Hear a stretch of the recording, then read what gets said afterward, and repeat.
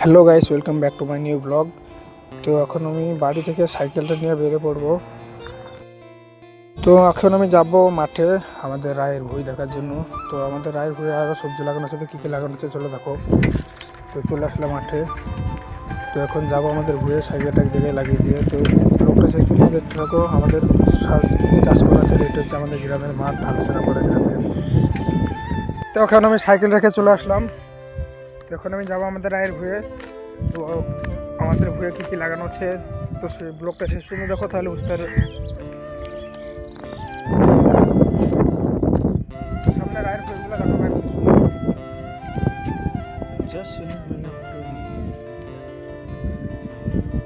हार के तो फिर क्यों आँखों में नमी।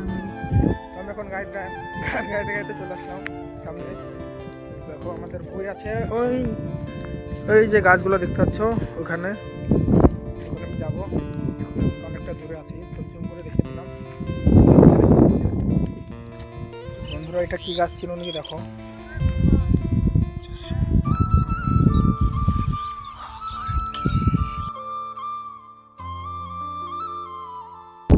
তো এটা কি গাছ চিনলে পরে কমেন্টটা বলে দিও। এগুলো হচ্ছে ধন্যে গাছ। তো এগুলো আশেপাশে অনেকে আছে রায়ের পাশাপাশি। তো আমাদের ভুঁয়ের কাছাকাছি চলে এসেছি, দেখো লোকটা। তো দেখো আমি চলে আসলাম আমাদের ভুঁয়ে। তো এসে দেখি গাছে অনেক কুল ধরেছে। তো একটা কুল সাইডে দেখবো খেয়ে কুল ধরে। তো এটা হচ্ছে আমাদের রায়ের ভুঁই। এখান থেকে ওই শেষ পর্যন্ত অত দূর আমি যাবো না, কারণ এই ধারে কাদা আছে। ওইটা হচ্ছে আমাদের সবজির ভুঁই।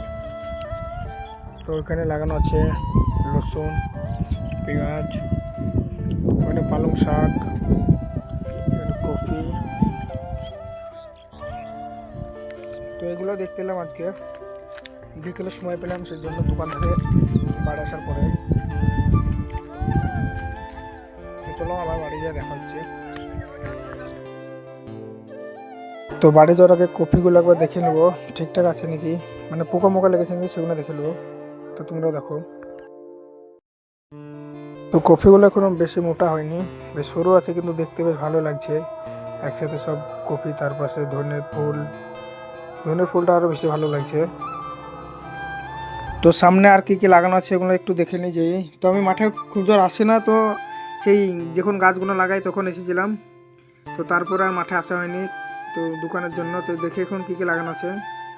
এই ধারে আছে বেগুন গাছ আর টমেটো গাছ।